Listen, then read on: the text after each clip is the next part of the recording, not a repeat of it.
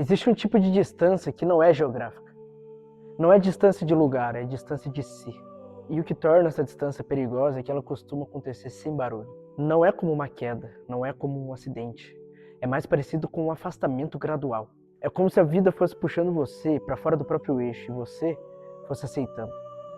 Um pouco por necessidade, um pouco por cansaço, um pouco por hábito, até que um dia você percebe que está vivendo, mas não está exatamente presente na própria vida. E aí surge a pergunta que não costuma ser tão confortável. Será que você não esqueceu de si? Muita gente confunde seguir em frente com se abandonar. Confunde adaptação com perda de identidade. E às vezes, o que parece ser força é apenas sobrevivência. Você vai fazendo o que precisa ser feito, vai cumprindo tarefas, vai respondendo demandas, vai atravessando dias. E isso pode parecer responsabilidade, pode parecer disciplina, pode parecer firmeza. Mas existe uma diferença entre continuar e se manter inteiro.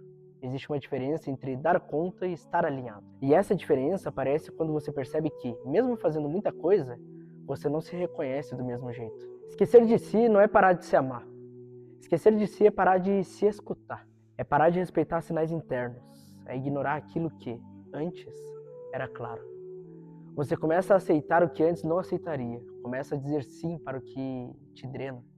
Começa a normalizar aquilo que te diminui. E tudo isso acontece como se fosse uma sequência de pequenas concessões.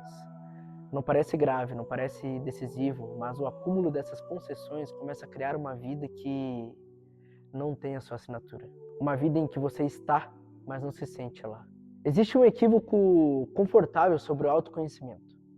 Muita gente acredita que se conhecer é entender pensamentos e emoções.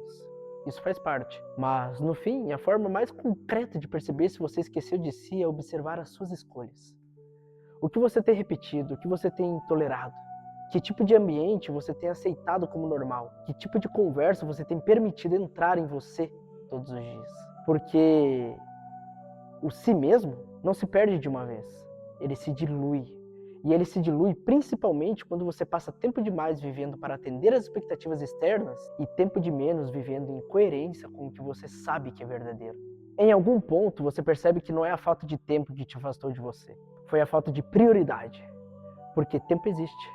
O que muda é para onde ele vai. E o problema não é ter responsabilidades, o problema é quando as responsabilidades viram uma justificativa para você deixar de se cuidar internamente, para deixar de se observar, para deixar de se lembrar do que te move. Quando isso acontece, você começa a viver mais no automático e o automático é eficiente para tarefas, mas é perigoso demais para a identidade. Existe também uma armadilha sutil.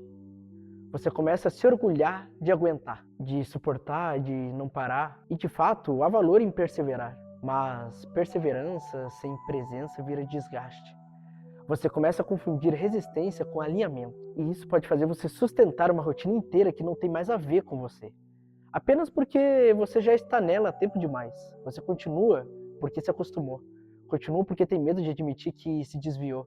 Continua porque não quer parecer fraco. Mas a verdade é que voltar para si não é fraqueza, é coragem. A pergunta, será que você não esqueceu de si, não é um julgamento, é um chamado. Um chamado para você se perceber de novo, para você se reencontrar, porque se você tiver honestidade suficiente, você vai lembrar de momentos em que era mais inteiro, mais presente, mais consciente do que estava fazendo da própria vida. E não é nostalgia, é referência. É a lembrança de que você já foi mais alinhado e de que isso é possível novamente. Uma das formas mais claras de perceber esse esquecimento é a sensação de estar sempre correndo, mas nunca chegando a lugar nenhum. Você termina o dia cansado, mas não satisfeito. Você sente que fez muito, mas sente que algo ficou faltando. E esse algo não é um resultado, é você.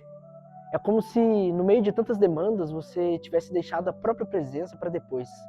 Só que depois começa a virar um lugar permanente e você passa a viver adiando a si mesmo. Esquecer de si também aparece quando você começa a se tratar como alguém que precisa ser puxado o tempo todo.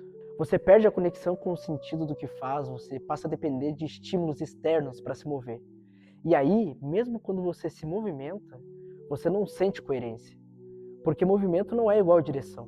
Você pode estar ocupado e ainda assim estar distante do que importa. Você pode estar produzindo e ainda assim estar ausente do seu próprio caminho. Existe uma pergunta simples que organiza tudo. Você tem vivido do jeito que te respeita? Não do jeito que agrada, não do jeito que impressiona, do jeito que te respeita. Porque o respeito por si mesmo não é uma emoção, é uma conduta. É a forma como você se posiciona diante das suas escolhas. E quando você esquece de si, o respeito vira algo que você promete, mas não sustenta. Você diz que vai cuidar de certas coisas, mas não cuida. Diz que vai parar com certos padrões, mas continua. E isso, aos poucos, corrói a confiança interna. Você começa a se sentir distante porque você parou de ser confiável para si mesmo. Retornar para si não exige um grande evento. Exige pequenos atos de reconexão. Exige que você volte a se escutar sem pressa. Que você volte a fazer perguntas que você parou de fazer. Que você volte a perceber o que está te drenando. Que você volte a escolher com mais intenção e, principalmente, exige que você pare de usar o mundo como justificativa para abandonar aquilo que você sabe que precisa ser preservado dentro de você. Há também uma dimensão mais profunda. Às vezes você esquece de si porque está tentando se encaixar em versões que não são suas. Você assume papéis, você cumpre expectativas, você tenta manter uma imagem. E, de tanto sustentar isso, você se desconecta da sua verdade. Não por maldade, mas por adaptação.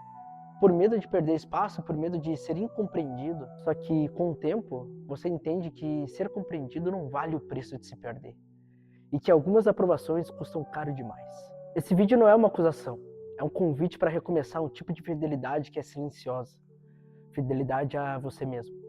Não no sentido de fazer tudo o que você quer, mas no sentido de viver com coerência com aquilo que você sabe. Porque quando você volta a se respeitar, você volta a se reconhecer. E quando você volta a se reconhecer, a vida muda de lugar. O mundo pode continuar com as mesmas exigências, mas você volta a estar dentro de você.